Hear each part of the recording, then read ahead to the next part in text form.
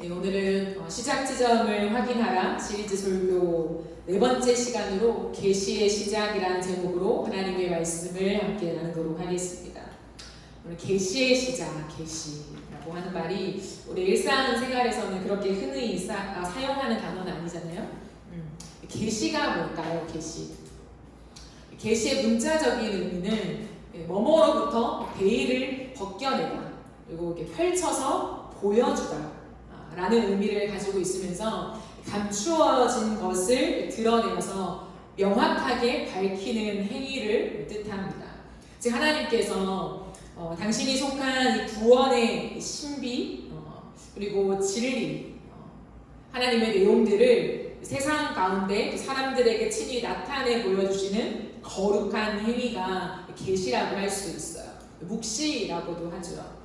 하나님과 관련된 이런 신적인 지식은 사람의 지혜로서는 결코 알아낼 수 없기 때문에 하나님이 알게 하셔야만 깨달을 수 있다는 것을 우리는 반드시 기억해야 해요.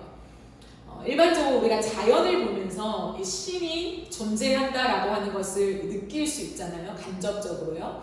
그러나 그 자연을 통해서 하나님이 도대체 어떤 분인가, 어떤 성품을 가지고 어떠한 일들을 하시는 존재인가에 대한 것들을 명확하게 알 길은 없다는 거죠. 그래서 우리가 특별계시라고 하는 성경책이 있잖아요. 이 성경을 통해서 하나님이 어떤 분이고 어떤 일을 해 가시는지 그 하나님의 계획을 우리가 명확하게 알 수 있는 것이죠. 그래서 하나님이 보여주시는 만큼만 우리가 알 수 있다라고 하는 것들을 우리가 꼭 기억해야 합니다. 그런데 요한계시록은 이렇게 시작하고 있죠. 예수 그리스도의 계시라라고 얘기하고 있습니다. 이 말은 뭐냐면 예수 그리스도께서 주신 예수 그리스도 자신에 대한 계시로 해석할 수 있어요. 다시요. 예수 그리스도의 계시라라고 하는 이 말은 예수 그리스도께서 주신 예수 그리스도 자신에 대한 계시로 해석할 수 있다라는 것이죠. 요한계시록에서 말하는 계시는 단수로 쓰였어요. 그러므로 어떠한 수많은 내용이라기보다도 딱 한 가지를 집중적으로 말하고 있습니다. 그게 뭐냐면 예수 그리스도라고 하는 거죠. 그러므로 요한계시록 1장 1절은 예수 그리스도가 자기 자신을 친히 나타내시는 이 계시가 시작되었다라고 하는 선언이기도 합니다. 누군가가 설명해 주는 것이 아니라 예수가 자신을 친히 계시하시는 것을 요한이 듣고 기록하고 있다라는 거죠. 근데 예수 그리스도의 계시라라고 한 다음에 이는 하나님이 그에게 주사라고 되어 있어요. 그에게 왜 주셨습니까? 반드시 속히 일어날 일들을 그 종들에게 보이시려고 그의 천사를 그 종 요한에게 보내어 알게 하신 것이라고 되어 있습니다. 즉 하나님께서 계시를 보여주셨어요. 왜요? 알게 하기 위해서, 깨닫게 하기 위해서. 근데 그 계시에는 세 가지 특징이 있습니다. 첫 번째는 뭐냐면 반드시 일어난다는 것. 두 번째는 뭐냐면 속히 일어난다는 것. 세 번째는 그 종들에게 이것을 보이신다라는 거예요. 이 세 가지 특징이 있습니다. 요한계시록을 읽어보면 여러분 요한계시록 읽어본 적 있습니까? 요한계시록 1장부터 22장까지 이렇게 쭉 정독해 보신 적이 있으세요? 제가 이번에 설교 준비를 하면서 한 번 더 1장부터 22장까지를 이렇게 쭉 읽어봤어요. 전체를. 물론 오늘 본문은 1장 1절밖에 안 되지만 쭉 읽어봤을 때 계속 반복적으로 나오는 말이 있어요. 1장부터 22장까지 계속. 그게 뭔지 아십니까? 아니 모르시겠죠. 그게 뭐냐면 내가 보니라고 하는 단어예요. 내가 보니. 사도 요한은 글을 쓰면서 계속 얘기하는 게 뭐냐면 내가 보니, 내가 보았다, 내가 들었다 이런 얘기들을 계속해 나가면서 글을 이어가고 있거든요. 그러므로 요한계시록은 참 특별한 책이에요. 왜냐면 저자인 사도 요한의 개인적인 생각이나 어떠한 해석이 전혀 들어가 있지 않기 때문이에요. 그러니까 오직 본 것만을 기록하고 있다는 거예요. 오직 들은 것만을 기록하고 있다라는 거예요.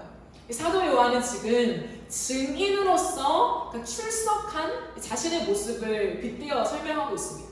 증인으로서 진실되게 내가 보고 들은 것에서 조금 더 보태거나 감하지 않고 더하거나 빼지 않고요. 그대로 서술하고 있다라는 거죠. 이게 요한계시록의 아주 중요한 포인트입니다. 왜 그럴까요?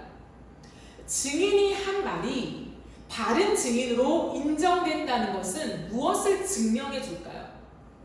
이 증인은 거짓을 말하지 않고 이 증인이 했던 모든 말들은 바른 증언입니다 라고 하는 것은 한 가지를 증명해 주죠. 뭘까요? 이 증인이 한 말이 사실이라고 하는 것을 입증해 준다는 거죠. 공식적으로 그것이 인정되는 것입니다.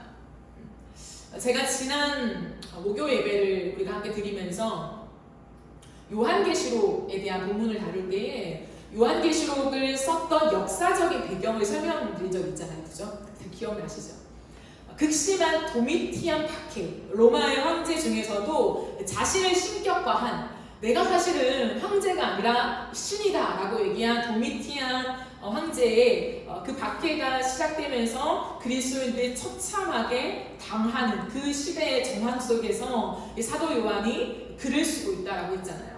그런데 이런 상황 속에서 사도 요한이 거짓말을 보태지 않고 토시 하나 감하지 않고 위증하지 않고 사실만을 지금 기록하고 있는 이 계시의 특징이 세 가지 여러분 반드시 기억해야 돼요. 첫 번째 뭐라고요? 반드시 일어난다. 반드시 일어난다. 두 번째 뭐라고요? 속히 일어난다. 세 번째는 그 종들에게 이것을 보이신다라는 거죠. 무엇이 반드시 일어나고 무엇이 속히 일어나며 무엇을 왜 그 종들에게 지금 하나님 보이신다고 하는 걸까? 이것을 먼저 생각해 볼까요? 이 당시에 이 도미티안 박해 속에 살아갔던 그리스도인들 그리고 이 당시의 교회들이 아주 진지하고 심각하고 현실적으로 와닿는 질문이 무엇이었을까요? 그들이 일상을 살아가면서 아까 찬양 인도자도 질문이 있다고 했잖아요. 우리는 질문을 한다는 거죠. 그러면 도미티안의 상황 속에 살아가는 그리스도인들 그 교회가 정말 현실적으로 맞닿은 질문을 하는데 그 질문이 뭘까요? 어떠한 질문을 할까요? 이거겠죠. 내가 믿는 예수가 과연 누구신가? 예수가 누구신가에 대한 질문을 그들은 어떠한 종교를 아는 차원으로서 질문하는 것이 아니라 내 현실에 너무 맞닿아 있는 아주 현실적이고 심각한 질문으로 던지고 있다라는 거예요. 믿음을 가진다라는 게 평상시에는 그렇게 어려워 보이지 않아요. 그렇지 않습니까? 내가 종교를 가진다, 어떠한 믿음을 가진다라고 하는 것이 평상시에는 그렇게 어렵지 않게 우리는 받아들이고 또 접할 수 있습니다. 그러나 우리에게 있어서 우리는 예수님을 믿잖아요. 우리에게 있어서 믿음이라는 게 언제 어렵게 와닿나요? 믿는다는 게 이게 만만치 않네? 어느 순간 이게 우리 가슴속에 훅 들어올 때가 있거든요. 그냥 어릴 때는 주일학교 다니고 간식 받아먹고 그냥 재미있게 좋게 예수님 사랑해요 이렇게 천진난만하게 살다가 어느 순간 내가 믿는 예수를 고백한다는 것이 내가 익숙하게 해왔던 이 고백을 오늘 또 이 현실에서 드린다는 것이 만만치 않네? 어렵네? 라고 느껴질 때가 있어요. 언제인가요? 우리의 삶이 너무 힘들 때 그렇죠. 믿음과 삶이 함께 갈 수 있다면 같은 레일에 있다면 전혀 문제가 되지 않아요. 그러나 믿음으로 걸어가는 이 삶 속에서 자꾸 이 믿음이라는 게 내 삶을 침범해 온다는 거예요. 내가 느낄 때는 마치 내 삶을 위협하는 것 같다는 거죠. 당연히 믿음이 좋은 건데 하나님을 섬기는 게 좋은 거긴 하지만 나의 입장에서 그냥 봤을 때 현실을 그냥 무던하게 살아가는 내 삶이 아니라 그러한 일상적인 삶에서 무언가가 자꾸 불편해지고 어려워지고 치고 들어오는 것 같은 위기감을 때론 느낄 때 믿음이라는 게 만만치가 않네? 뭐지? 라고 하는 진지한 질문을 우리의 인생 속에 하게 된다는 거예요. 그때 대부분의 사람들이 당연히 기억해야 되고 질문해야 되는 게 뭐냐면 내가 이렇게까지 믿는 예수가 누구야? 예수를 전혀 몰라서 그런 게 아니라 이제는 내 인생의 실질적인 삶에 그 존재가 와닿기 시작하는 거예요. 왜요? 내가 예수를 믿는다고 하는 이 믿음을 고수해 나간다면 내 현실적인 삶에서 지금 당장 손해를 감수해야 하거든요. 지금 당장 무언가 위험을 내가 직면하고 나아가야 하기 때문에 믿음을 선택하는 게 옳아? 이게 맞아? 라고 하는 그 고민 속에 그렇다면 그 예수가 대체 누구길래 내가 내 삶의 손해를 감수하면서까지 이 믿음을 선택해야 하는 걸까에 대한 깊은 질문이 던져지게 된다는 거예요. 그런 맥락 속에서 질문하는 거죠. 예수가 누군가? 반드시 질문해야만 하는 거죠. 우리는 이러한 고민 속에 다행인지 아니면 어려움인지 모르겠지만 믿음의 뿌리가 있어요. 사실 흔들리지 않는. 그게 뭘까요? 예수는 구원자라고 하는 믿음의 뿌리죠. 내가 아무리 믿음과 삶을 향한 고민이 있다 하더라도 우리 안에는 일단 베이스가 있다는 거예요. 예수는 구원자다. 이걸 부인한다는 거 만만치 않을걸요? 모태신앙으로 어쨌든 내 스스로 하나님 앞에 믿음을 고백하는 사람들은요. 이 믿음의 뿌리가 있다는 거야. 그렇기 때문에 웬만해서는 적당하게 예수를 외면하고 그냥 내가 살고 싶은 대로 살 거야 라고 하는 이 길을 박차고 나가지 못해요. 이 질문 속에 우리는 머무르면서 그래 예수를 선택하는 게 맞아 구원자시지 라고 하는 그 골에 딱 걸려 있어요. 우리는. 근데 그때 이제 또 한 번의 질문이 시작되는 거예요. 그 두 번째 질문은 뭐냐면 그래 내 삶의 손해와 억울함과 어려움과 여러 가지 불편함을 감수하면서까지 내가 믿음을 선택해요. 구원자라는 걸 알아요. 근데 그 구원자이신 예수가 정말로 전능한 하나님으로 지금 내 현실 속에 살아계시는 게 맞아? 라고 하는 두 번째 질문이라는 거예요. 나를 위해 죽고 부활한 무언가는 알겠어요. 그 진리를 동의하고 받아들이고 붙잡고 살아갑니다. 그게 믿음의 뿌리고 신앙의 뿌리로 와 있어요. 근데 뭐냐면 근데 왜 나의 일상 속에 지금 어려운 현실 속에 예수가 없는 것 같지? 라고 하는 거예요. 그래서 질문하는 거죠. 예수님이 지금 나의 현실 속에 과연 살아있는 전능한 하나님이 맞을까? 그 질문을 해보신 적이 있으십니까? 마치 하나님이란 존재가 예수란 존재가 성경을 읽어보면 그래 모든 어둠을 깨고 부활하시고 승리하시고 우리에게 능력을 주시는 없는 것도 있게 만드시는 초월적인 하나님이라고 적혀있고 들어왔고 나도 신앙의 고백을 하고 있긴 한데 나의 현실 속에서는 종이 호랑이 같게 느껴진다. 왜 나에게만 이렇게 적용이 안 될까? 내 인생에만 왜 이렇게 효력이 없냐? 이런 느낌 있잖아요. 믿음이라는 게 그래? 누군가 특별한 사람에게만 일어나는 기적이야? 라고 뭔가 치부하게 될 만큼 내 일상 속에서 성경이 말하는 그런 놀라운 일들이 일어나지 않는 거예요.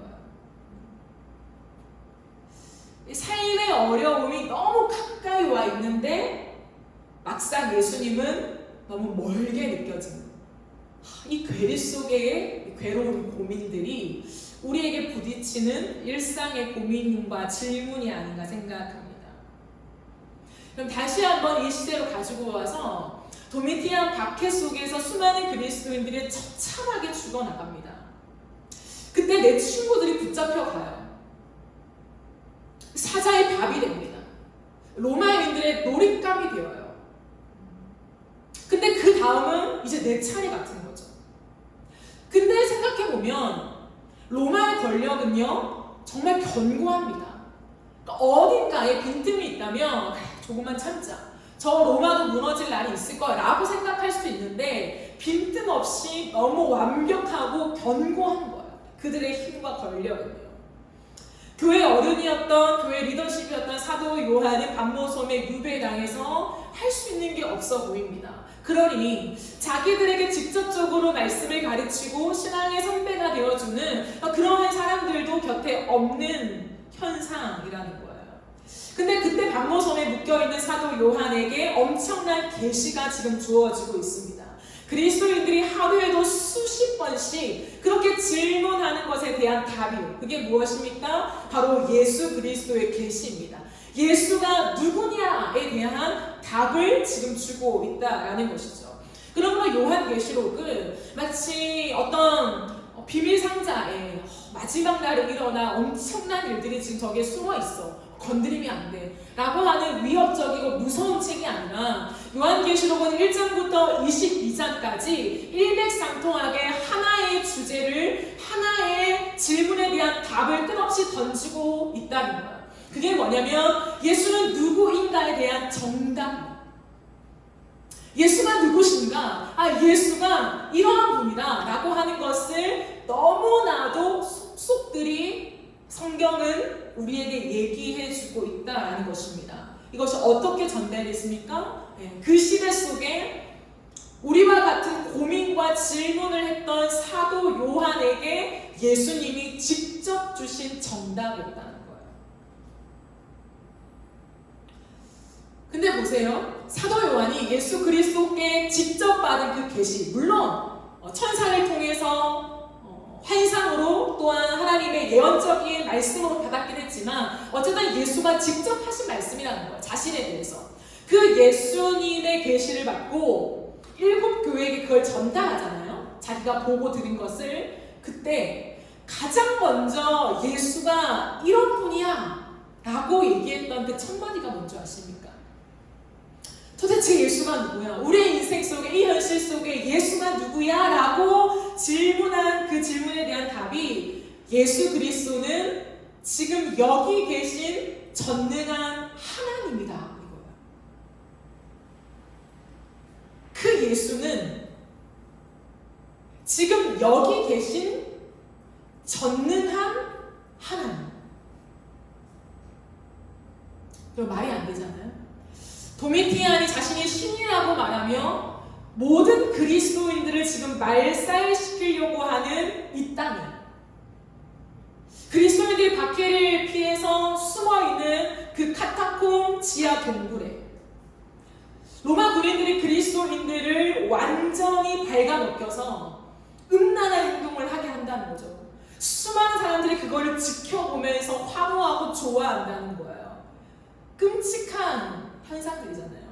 그러나 그걸 보고 깔깔거리며 환호를 지르는 그 현장에 내 친구가, 내 가족이 사자의 밥이 되어 처참하게 찢겨 죽는 그 자리 한가운데에 예수가 지금 계시는 전능한 하나님입니다.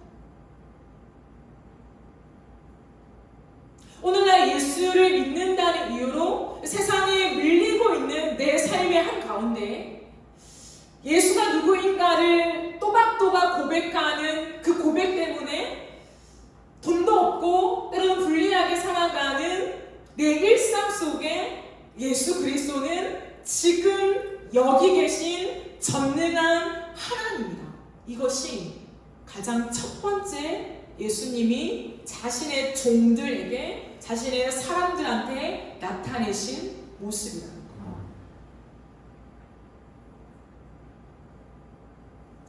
전능하다라고 하는 말은 뭐냐면 불가능이 없다는 말이에요.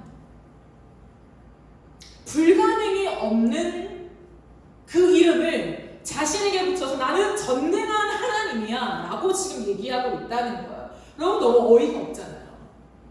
말이 됩니까? 예수를 믿는데 예수가 지금 여기 내 삶의 한가운데 지금 계시다고? 난 이해가 안 되는 거예요. 근데 주님은 그렇게 자신을 계시하고 있습니다. 그게 계시의 시작이에요. 내가 누군지 아냐? 여기 있는 전능한 하나님이다. 그렇기 때문에 수많은 사람들은 질문을 하겠죠.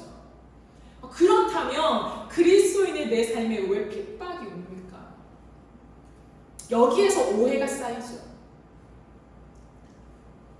그래, 내 삶에 전능한 하나님으로 예수가 계셔? 근데 왜 핍박을 받아? 아, 죄 때문에 그렇구나. 내가 하나님께 죄를 지었어? 어떤 죄를 지었을까? 죄에 대한 보응이구나. 근데 성경은 그렇게 말하고 있지 않다는 거예요. 예수를 성실하게, 충실하게, 정말 하나도 빠뜨림 없이 예수가 하나님임을 증언하는 그 사람들의 삶의 현장 속에 처참하게 죽어나가는데 주님은 전능한 하나님으로 계신다. 이 말은 뭐냐면 무언가 비밀이 담겨 있다는 거예요. 그들의 핍박 속에. 그리스도인들이 이 땅에 살아가는 지금 현실 속에 무언가 비밀이 숨겨져 있다라는 것입니다. 이제 거기에 대해서 예수님이 말씀하세요. 그러면 그게 요한계시록이에요. 그 눈을 들어서 왜요 하나님? 그런데 당신은 왜 일하지 않습니까? 전능하다고요? 전능하지 않잖아요. 불가능이 없다고요? 불가능이 여기 있잖아요. 우리는 로마에 처참하게 당하고 있다고요.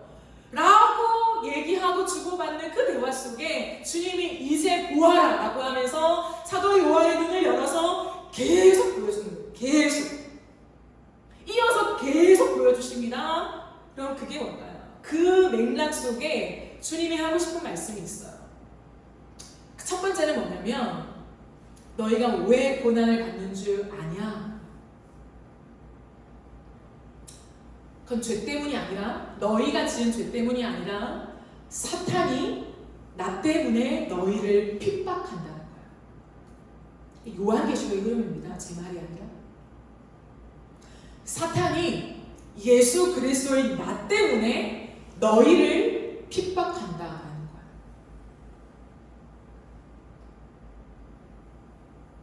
혹시 아십니까? 사도행전 9장에 보면 그리스도인들을 박해한 사울에게 예수님 빛으로 압도하는 영광으로 임하시죠. 그때 예수님이 사울을 찾아오셔서 처음 사울에게 하신 말씀이 있습니다. 그게 뭘까요? 사울아 사울아 네가 어찌하여 나를 박해하느냐 였어요. 사울아 사울아 나는 누군지 아냐? 나는 네가 박해하는 예수다 라고 얘기해요.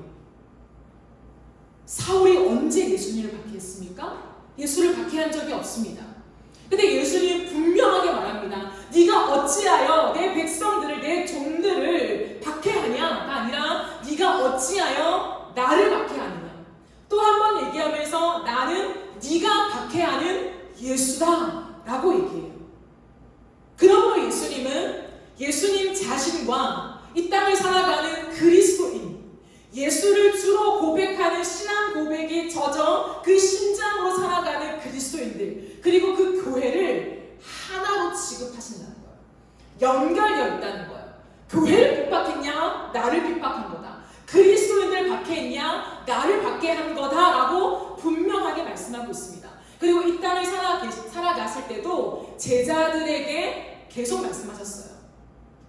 세상이 너희를 미워할 거야.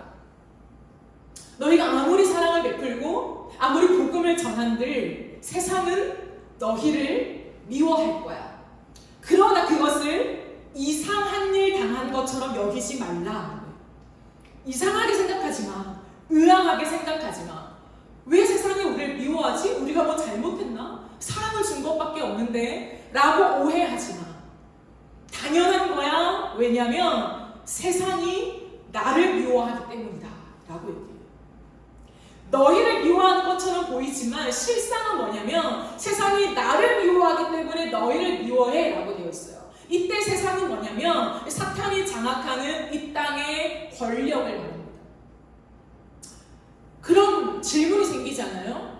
왜 그리스도인들을 박해할까? 왜 예수님을 박해하는데 그리스도인들을 박해한다고 할까? 사탄은 건드릴 수 없는 딱 한 가지가 있습니다. 뭘까요? 우리는 귀신을 무서워하잖아요. 사탄을 두려워합니다. 왜냐하면 영물이고 그 힘이 막강하기 때문이지요. 그러나 그렇게 막강한 사탄도 건드릴 수 없는 게 있어요. 뭘까요? 하나님입니다. 사탄은 자기가 예수님은 절대로 건드릴 수 없는 걸 압니다. 왜 그럴까요? 당연히 하나님이시기 때문에 그렇지만 사탄은 예수가 십자가에 못 박혀 죽으실 때에 자신의 머리가 박살난 걸 알아요. 아직 그 기한이 되지 않았기 때문에 여전히 활동하고 있지만 사탄이 극도로 두려워하는 존재가 있습니다. 예수님이죠. 그 어떤 이 땅의 유혹으로도 당하지 않는 그 예수, 그 예수가 십자가에 달려 죽자 그 죽음이 자신을 완전히 박살내는 죽음이었고, 그 예수가 살자 이 땅의 어둠을 빛으로 바꾸는 어마어마한 사건이었음을 그가 직면했다는 거예요. 알고 있어요. 그렇기 때문에 이후로 사탄은 절대로 예수님을 시험할 수도 없고, 이제는 이 땅에서 예수님을 유혹했잖아요. 절대 이제는 그럴 일도 없습니다. 아무런 힘도 없이 그저 분노와 화와 내가 저 자리에 앉고 싶은데 라고 하는 그 악으로 가득 차서 버티는 거예요. 이 시간들은. 왜? 자신이 끝낼 수 없는 시간이거든요. 이 시간은 하나님 손에 있거든요. 그렇기 때문에 아등바등 버티는 거예요. 악과 깡으로. 근데 어떻게 살아갑니까? 예수를 건드리지 못하니까 예수와 한 몸인 그리스도인들을 건드리는 거예요. 예수와 한 몸인 교회를 건드리는 거예요. 왜요? 예수님의 하트가 교회에 있기 때문에. 예수님이 죽고 사는 그 모든 것을 누구 때문에 결정하냐면 그리스도인들 때문에 결정한다는 것을 알기 때문에. 그러니까 엄청난 말이잖아요. 예수라고 하는 존재가 단순히 이 땅을 운영해 나가는, 이 땅을 창조해 나가는 단순한 신이 아니라 그 창조주 하나님이 자신이 만든 인간에게 꼭 죽는 존재라는 것을 누가 안다고요? 우리는 날마다 의심하지만 사탄은 의심을 안 해요. 사탄은 명확하게 알고 있습니다. 그렇기 때문에 예수를 건드리고 싶은데, 자신이 왕노릇하고 싶은데 못하니까 그 모든 악을 어디다 쏟아붓냐면 인간에게 쏟아붓는 거예요. 특별히 그리스도인들에게. 그래서 간접적으로 예수를 공격하는 거예요. 그 남은 악으로. 예수님은 그것을 우리에게 보여주시는 거예요. 사도 요한아, 보아라, 보아라, 보아라. 그 사탄이 왜 너희를 공격하는지 아냐? 나를 공격하기 때문이다. 그게 요한계시록이에요. 예수님의 탄생 때부터 비유적으로, 은유적으로, 묵시적으로 기록하고 있는 말씀들이에요. 제가 쉽게 설명을 했지만요. 여러분 생각해 보십시오. 사탄은 끊임없이 우리를 핍박해요. 사탄이 우리를 핍박한다 라고 했을 때에, 우리를 유혹한다고 했을 때에 우리는 죄에 걸려 넘어지잖아요. 이 땅에서 우리가 죄에 걸려 넘어진다, 다른 말로 세상을 사랑한다, 사탄이 원하는 대로 간다 라고 했을 때에 우리에게 일어나는 아주 극단적인 현상이 뭔지 아십니까? 여러분 생각해요. 여러분 죄를 지을 때 여러분의 삶과 마음에 죄가 가득해 있어요. 세상이 좋아요. 그럼 나타나는 현상이 뭡니까? 하나님이 덜 소중하게 느껴집니다. 하나님의 가치라고 하는 게, 하나님 가치 있지, 나에게 왕이지, 그러나 내게 와닿는 건 뭐냐면 하나님의 가치가 완전히 추락해버린다는 거예요. 하나님이 소중하죠, 나의 인생 속에. 그러나 사실 내 현실 속에서는 덜 소중하다는 거예요. 그러니까 하나님이 밀려나는 거예요. 내 마음 안에 예수님을 향한 사랑이 식어지는 거예요. 알죠? 성경을 읽어야 되는 거. 그러나 읽기가 싫냐, 왜 이렇게 뭐냐, 바로 코앞에 있는데도 펴서도 눈길이 안 가요. 가슴에 안 들어온다는 거예요. 게을러서요? 내 신앙이 약해서요? 그런 차원도 제가 말하자면 있겠지만 더 중요한 차원은 뭐냐면 이게 영적인 원리라는 거예요. 사탄은 우리를 핍박하면서 원하는 게 뭐냐면 우리 안에서 예수님을 밀어내기를 원한다는 거예요. 죄를 끌어안으면 예수님이 밀려납니다. 반대로 예수님을 끌어안으면 그때부터 내 안에 전쟁이 시작되는 거예요. 죄와의 전쟁. 죄가 싫어지는 거예요. 미워지는 거예요. 예전에는 그렇게 좋았는데 별 생각도 없었는데 어느 순간 자꾸 불편해지는 거예요. 살면 안 되는데, 그거 하면 안 되는데, 이거 취하면 안 될 것 같은데, 전쟁이 벌어지는 거예요. 계속. 이게 영적인 원리예요. 사탄은 전략이 늘 똑같다고요. 사탄은 그래 창조적인 존재가 아닙니다. 못 되죠. 그렇기 때문에 사탄은 늘 똑같은 수법을 씁니다. 뭐냐면 우리 인생 속에 그게 어떠한 거대한 우리 인생 속의 핍박이든 아니면 죄를 사랑하는 달콤함이든 상관없이 원하는 목적은 한 가지예요. 우리 안에서 예수를 빼앗아가는 거예요. 희미해지게 만드는 거예요. 같이 있죠. 그러나 더 같이 있는 것들을 붙잡게 하는 이 세상의 달콤한 유혹들로 우리를 낚아채기를 원한다라는 것입니다. 그 안에서 우리 안에 들어오게 하는 게 뭡니까? 끝없이 핍박을 줘요. 우리 인생 속을 괴롭게 합니다. 그 정도는 할 수 있어요. 근데 그것 속에서 우리 안에 하나님을 향한 사랑을 의심하게 하죠. 하나님의 능력을 의심하게 합니다. 그래? 전능한 하나님이야? 근데 왜 내 인생에 이런 고난이 있지? 왜 기도를 응답하시지 않아?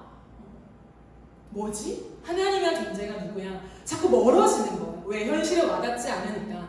그게 사탄이 쓰는 전략이라는 것입니다. 우리가 여기에 눈을 떠야 돼요. 그리스도인들이 정말 피할 수 없는 마음의 응어리진 하나님과의 관계 속에 아픔이 뭐냐면 하나님 왜 고난을 주냐는 거예요. 왜? 왜 내가 잘 살았는데 고난을 주냐는 거예요. 여러분 지난 목요일날 수연이가 한 가지 이제 재밌는 질문을 던졌어요. MBTI 얘기를 하면서 T와 F를 이제 구분하는 방법인 거죠. 그러면서 저한테 질문을 했어요. 전도사님, 만약에 많은 사람들이 전도사님을 엄청 미워한대요. 전도사님 싫어한대요. 욕한대요. 어떻게 반응하실 거예요? 제가 한 1, 2초 머물다가 그래? 라고 반응을 했어요. 근데 옆에 있던 믿은 전사님이 왜요? 왜 싫어해요? 이러는 거예요. 믿은 전사님은 F고 전사님은 T입니다. 이렇게 우스갯소리 이렇게 얘기를 하는 거예요. 그러니까 F는 이러는 거예요. 근데 T는 그래? 뭐 싫어하면 어쩌겠어. 뭐 약간 이런 느낌인 거죠. 근데 그때 이제 은솔 전사님이 저에게 전도사님 근데 그렇게 안 하는데 되게 마음으로 괴로워하지 않아요? 라고 했을 때 수연이가 한 말이 뭐냐면 그건 전도사님이 정말 사랑하는 사람들이어서 그래요. 일반 사람들이 날 미워하면 그래? 이렇게 쿨하게 하지만 내가 아무리 튀어도 내가 사랑하는 사람들이 옆에서 만약에 나를 미워한다? 나에 대해서 무언가 다른 오해를 한다 했을 때 제 마음이 무너지거든요. 그걸 지적하는 거죠. 제가 뭘 말하고 싶냐면 인간의 마음이지만 이것이 꼭 같진 않지만 하나님으로 봤을 때에 이 하나님은 뜻도 없어요. 그러나 하나님이 정말 사랑하는 우리가 하나님을 오해할 때 하나님 못 참는 거예요. 그럼 다시 우리 얘기로 가져와 볼까요? 나는 괜찮아.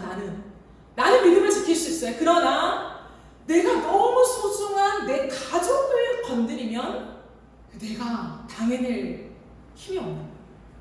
믿음을 지키고 하나님 저 어떤 고난도 괜찮아요 하고 가지만 나는 괜찮아. 내게 질병이 오거나 어려움이 오거나 괜찮아요. 근데 내 엄마 아빠를 갑자기 건드린다?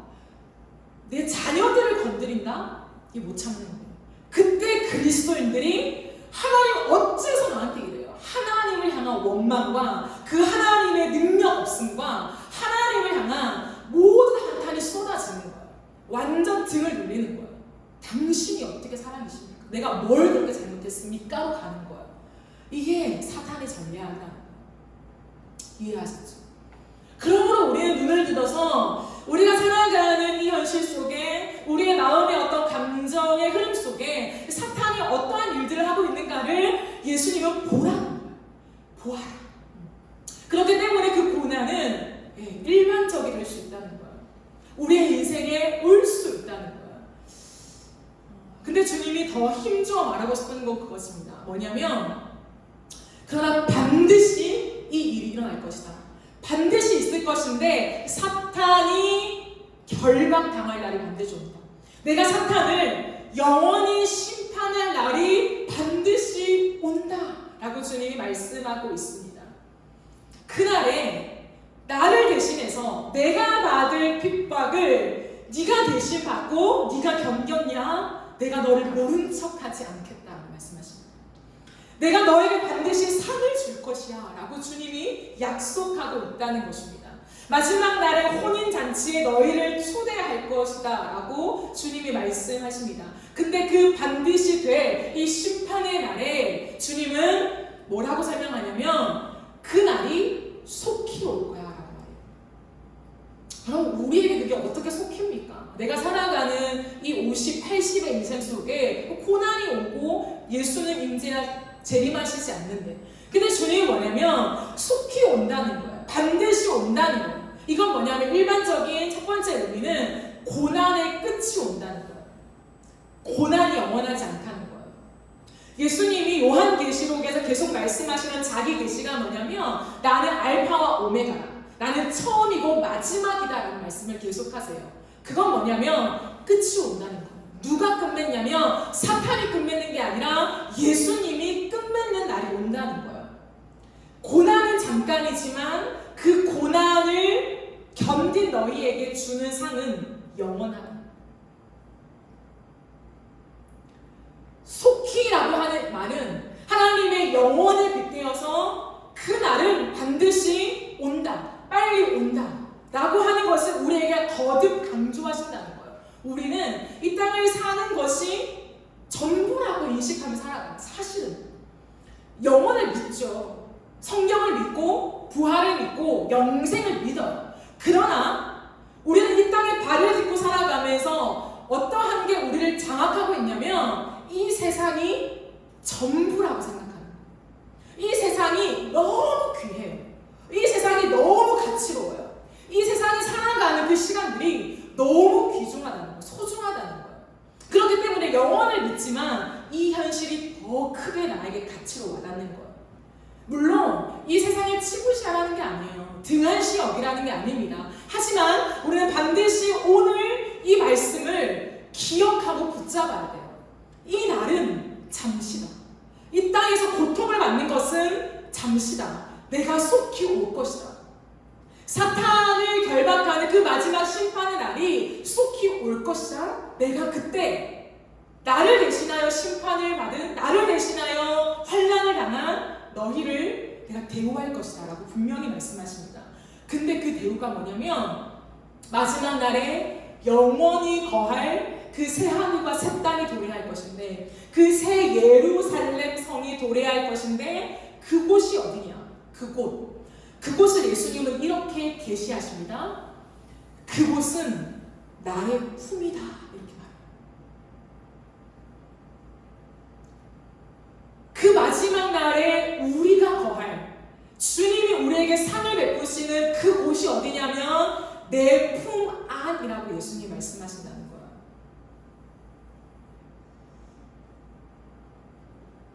물론 그 나라가 예수님의 진짜 품인지 우리가 살아가는 이 일상의 어떠한 영역인지 그건 몰라요. 하지만 주님이 우리에게 정확하게 계시하고 싶은 그 핵심의 비밀은 뭐냐면 나를 믿고 참고 견디는 자야. 마지막 날이 올 것인데 내가 재림하고 사단이 결박되는 그날에 너희를 다 인도해서 내가 상을 줄 것이야. 그 상을 받는 곳이 뭐냐면 내 품이다 이렇게 얘기해요.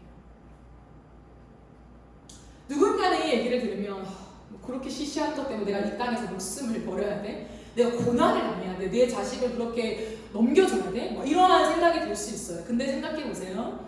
이걸 누구에게 주셨던 말씀이라고요?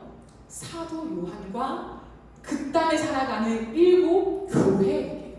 이것은 일반인에게 주신 말씀이 아니에요. 사탄에게 주신 말씀이 아닙니다.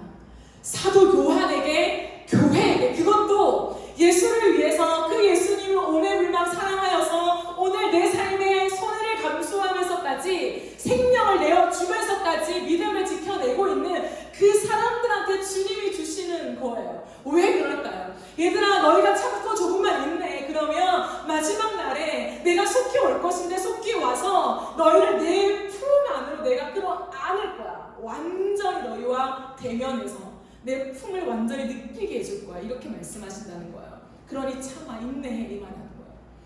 그것이 그 시대를 버티고 살아갔던 그리스도인들의 유일한 힘이었다는 걸 예수님이 알았어요. 여러분 보세요. 우리가 예배를 드리잖아요. 예배 가운데 진짜 깊은 임재 속에 제가 지난번에 설명한 대로 그 하나님의 그늘 안에 거해 본 적 있으십니까?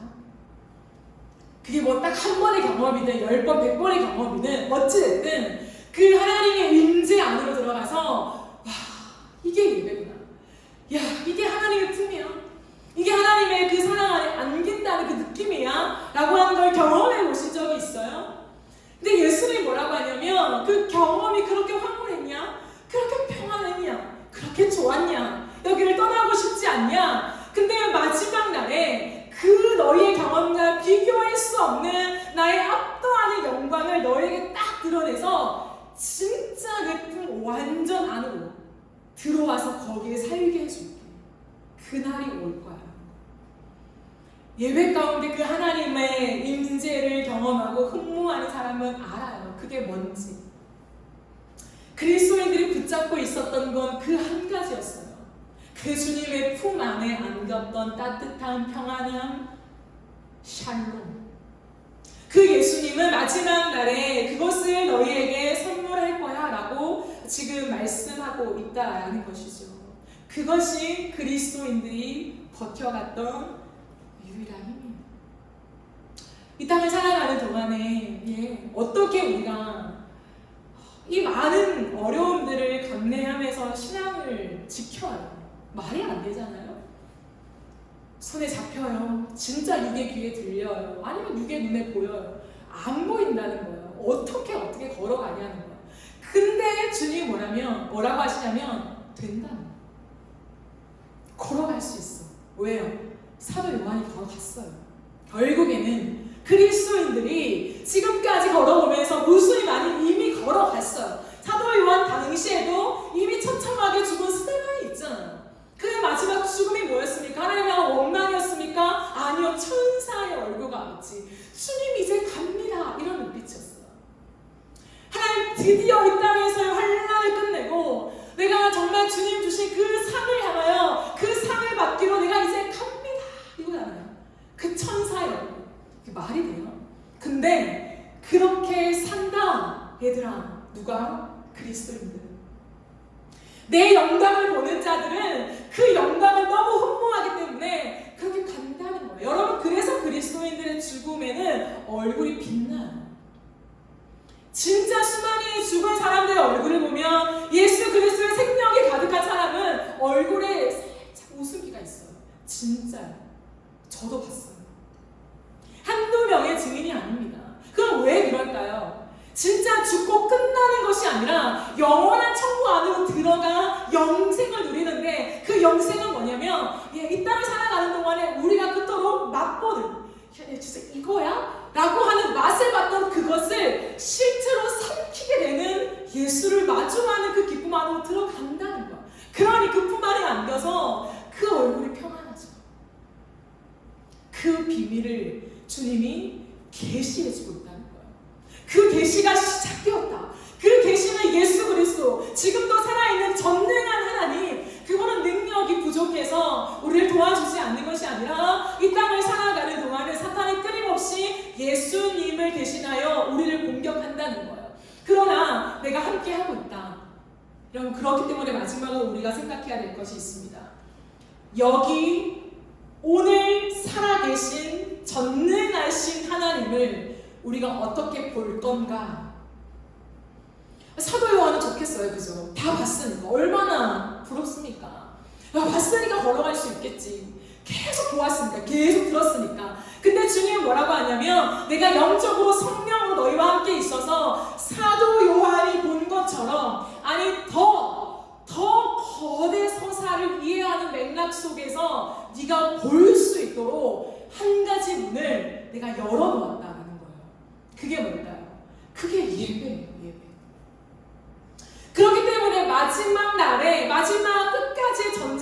뭐냐면 예배 전쟁입니다. 예배 전쟁. 예배 전쟁. 그게 요한계시록에 나와 있는 말씀들이에요. 제가 다 설명하지 못하지만 예수님의 재림 때까지 우리가 이 땅에서의 싸움은 뭐냐면 예배 전쟁입니다. 예배 가운데 우리는 사수해야 되는 게 뭐냐면 예수님의 품이에요. 하나님의 임재라고요. 제가 늘 강조하는 하나님의 얼굴을 보는 것을 사수하며 싸워내야 돼요. 그러면 사탄은 뭘 공격할까요? 왜 예배를 못 드리게요? 더 정확하게 말하면 예배를 드리지만 그 예배 가운데 하나님의 얼굴을 보는 것이 무엇인지 모르게 우리를 만든다는 거예요. 예배 드렸잖아. 주일날 예배 왔잖아. 헌금도 내고 우리가 모임도 참석하고 말씀도 듣고 그걸로 안 된다는 거예요. 주님이 비밀로 숨겨놓으신 건 뭐냐면 일단 사도 요한에게 보였던 이 환상 부럽지. 너도 보고 싶지. 그러나 이제는 내가 완전히 너에게 열어놨는데 예배를 통해서 볼 수 있다라고 주님이 말씀하신다는 거예요. 그러므로 우리는 예배를 목숨처럼 드려요. 진짜요. 이 시대가 마지막 때라고 하잖아요, 여러분. 왜 마지막 때라고 할까요? 예수님 오실 날이 얼마 남지 않은 징조들이 너무 많이 보이기 때문이죠. 그렇기 때문에 말세 지말이라고 하잖아요. 예수가 오실 때부터 말세예요. 근데 지금은 그 말세의 지말과 같은 현상이 전 세계적으로 나타나는 거예요. 이건 누구도 부인할 수 없어요. 그럼 보세요. 마지막이 다가올수록 사단의 극심한 싸움은 뭘까요? 예배를 무너뜨리는 거죠. 마지막이 되면 될수록 한 명이라도 더 하나님의 품에서 빼내어 와야 되니까 그들이 하는 건 뭐냐면 끝없이 예배를 무너뜨리는 거라고요. 그럼 제가 시간이 없어서 설명을 못하지만 지금 예배가 다 무너지고 있잖아요. 마지막 때는 인정해요. 예배가 무너지고 있는 것에 대한 인식이 없어요. 코로나 때문인가? 이 안에 엄청난 비밀이 담겨 있습니다. 제가 이 시리즈 설교 끝나면 예배 시리즈로 이어가려고요. 그때 조금 더 제가 나누겠습니다. 어찌됐든 오늘 결론으로 정리를 하면 이 시대 가운데 우리는 그리스도인들로서 믿음과 삶에 대한 엄청난 괴리 속에 이 갈등 속에 내 삶의 어려움과 불편함이 자꾸 들어오는 이 고민 속에 질문을 던지죠. 예수가 누구인가? 예수가 누구인가? 도대체 예수가 누구길래 내 인생 속에 이런 많은 것들을 감수해야 해? 꼭 이렇게 살아야 해? 살 수 있는 사람이 있어? 우리의 이 아우성 같은 질문은 당연한 질문입니다. 던져야 마땅한 질문입니다. 그러나 명확한 답이 있다고요. 그 답은 뭐냐면 믿음을 선택해야 해요. 믿음을 선택해야 한다. 우리의 일상 속에 하나님이 보이지 않는 것 같은 전능한 하나님이 없는 것 같은 상황 속에서도 우리는 믿음을 선택해야 된다. 왜? 주님이 계시다는 거예요. 그러면 안 계신 것 같은 전능한 하나님을 어떻게 보는가? 예배를 통해서. 예배를 사수해야 합니다. 예배 가운데 그 주님의 얼굴을 마주함에 목숨을 걸어야 돼요. 전쟁이라는 거예요. 그래서 예배는 그냥 내가 가볍게 올 수 있는 시간이 아니라는 거예요. 이 모든 원리를 안다면 예배 가운데 목숨을 걸고 우리는 싸워내야 합니다. 사탄의 공격을 눈치채야 돼요. 그리고 우리는 이미 주어진 승리로 그 모든 것을 막아서며 하나님 앞에 그 임재 안으로 들어가야 합니다. 그 하나님의 품 안으로요. 그래야 그리스도인들은 오늘의 인생 속에 당당하게 믿음을 취하며 걸어갈 수 있다라는 것입니다. 그러므로 우리의 다음 스텝은 예배입니다. 예배를 더 깊이 하나님 앞에 붙잡고 나아가는 그 씨름, 그 연습들을 우리가 하게 될 것이에요. 오늘 이 말씀들 여러분 기억하시면서 그 계시의 시작은 예수를 보여주시는 것이고 그 끝을 예배라고 하는 것들을 기억하면서 우리가 그 계시의 말씀을 사수해 나가며 믿음을 지키는 우리의 삶이 되기를 소망합니다. 우리 함께 찬양합시다.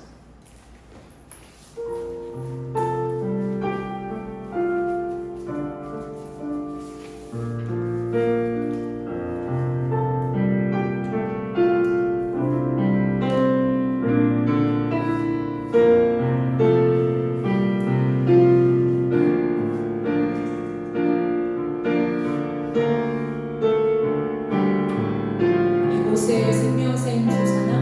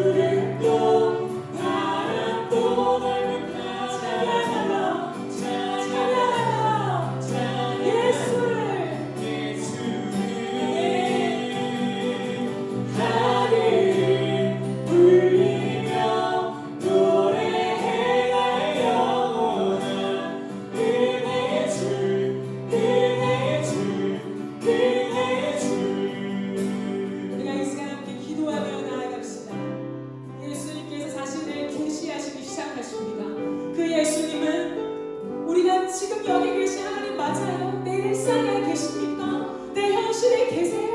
라고 하는 그 예수 그리스도를 향해서 내가 그 예수 그리스도인데 내가 너희의 삶의 한가운데 함께 있어. 그 고난 속에 내가 있어. 근데 왜 전능한 하나님으로 일하지 않나요? 너희가 받는 박해는 나를 대신하여 받는 박해란다. 너희가 나를 대신하여 박해를 받는 그것을 조금만 참아주면 마지막 날에 내가 너희를 대우할 것이다. 내가 너희에게 갚아줄 것이다. 상을 줄 것이다. 내 품 안에 완벽하게 거하는 그 안식을 줄 것이다. 그러니 그 달콤한 그 평안한 맛을 내가 이 땅에 예배로 열어주었으니 예배를 통해서 나를 만나자.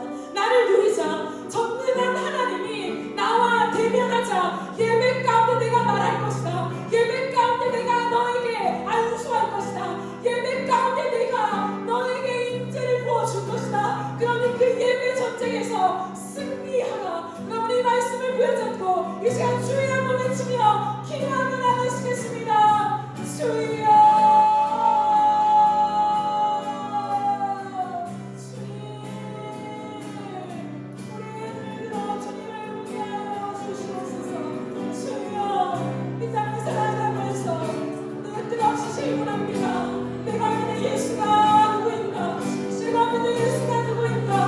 이렇게까지 살아야 하는 것인가? 하나님 우리는 그 질문 앞에 하나님 우리의 마음을 돌립니다. 정상적인 질문이지요. 그러나 그때 예수입니다라고 선택할 때 하나님 그러나 왜 그 전능하신 하나님이 왜 우리를 고난 가운데 두십니까? 왜 우리의 삶을 역전시키지 않으십니까? 왜 그리스도인들이 이 땅에서 핍박을 당하게 놔두십니까? 나는 그 질문 앞에 하나님 주님이 말씀하십니다. 그것은 너희 때문이 아니라 나 때문이다. 내가 당해야 되는 고난을 내가 당해야 되는 핍박을 너희가 대신 당하고 있는 것이다. 그러나 속히 오겠다.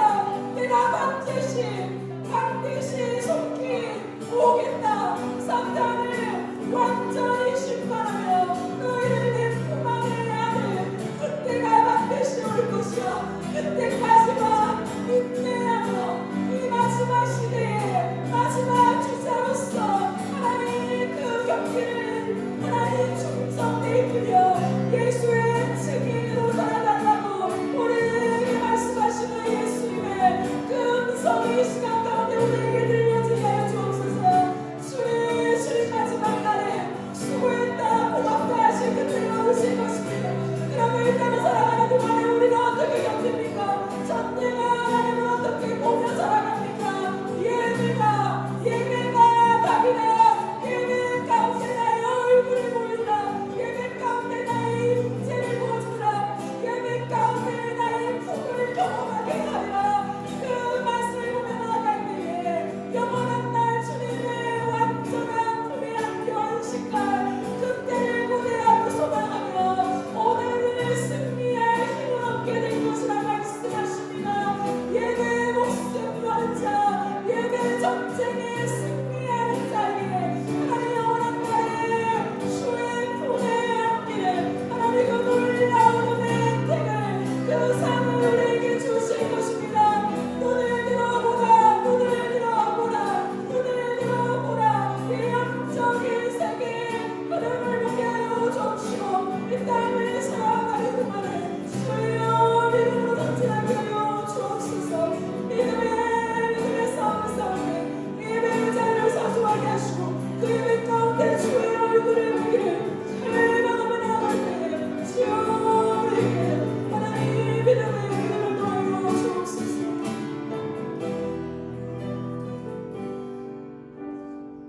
하나님 이 땅을 살아가는 우리에게는 끝없는 질문이 있습니다.